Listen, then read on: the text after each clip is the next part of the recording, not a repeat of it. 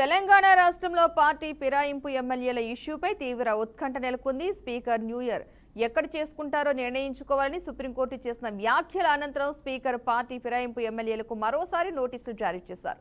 ఇక ఇందులో భాగంగా ఇప్పటివరకు విచారణకు హాజరు కాని ఎమ్మెల్యే కడియం శ్రీహరి, ఎమ్మెల్యే దానం నాగేందర్కు గురువారం సాయంత్రం నోటీసులు జారీ చేశారు. అయితే రాష్ట్రంలో రాజకీయ పరిణామాలు వేగంగా మారుతున్న నేపథ్యంలో ఎమ్మెల్యే కడియం శ్రీహరి ఇవాళ అసెంబ్లీ స్పీకర్ గడ్డం ప్రసాద్ కుమార్ ను స్వయంగా కలిసి తన వివరణను అదనపు సమయం కావాలంటూ లేఖ అందజేశారు. స్పీకర్ కడియంకు ఈ నెల 23వ తేదీన హాజరు కావాల్సిందిగా నోటీసులైతే జారీ చేయగా గడువుకు ముందుగానే స్పీకర్ను కలిసిన కడియం తనపై వచ్చిన ఫిర్యాదులకు సంబంధించిన పూర్తి వివరణ సిద్ధం చేయడానికి కొంత మరింత సమయం ఇవ్వాలని కోరారు.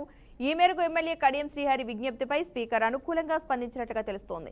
ఇదిలా ఉంటే ఇదే కేసులో మరో ఎమ్మెల్యే దానం నాగేందర్కు కూడా స్పీకర్ నోటీసులు జారీ చేశారు. ఆయన 23వ తేదీన హాజరవుతారా లేదా అన్న విషయంలో ఉత్కంఠ నెలకొంది.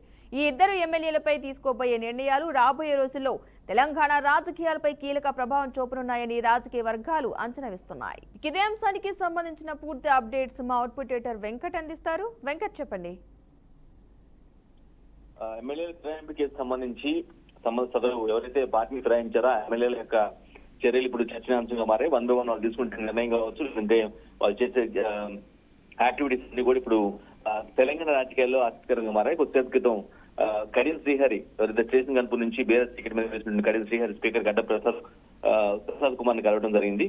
గడువుకు ముందే స్పీకర్ ఆయన కలవడం జరిగింది. యాక్చువల్గా ఈ నెల 23 లోపల ఫిరాయింపుల ఆరోపణలపై వివరణ ఇవ్వాలని నోటీసులు జారీ చేయడం జరిగింది.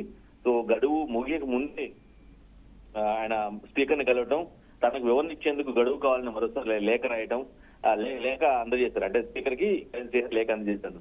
సో ఈ లేఖ పట్ల అంటే నాకు గడువు కావాలి వివరణ ఇచ్చేందుకు అని ఏదైతే ఆయన తన అభ్యర్థన ద్వారా లేఖ లోపల ఇచ్చారో దాన్ని సానుకూలంగా స్పందించారు స్పీకర్ గడ్డం ప్రసాద్. అదేవిధంగా నిన్న నిజానికి కడియం శ్రీహరికి దాన నాగేంద్రకి నిన్న స్పీకర్ నోటీస్ పంపించారు.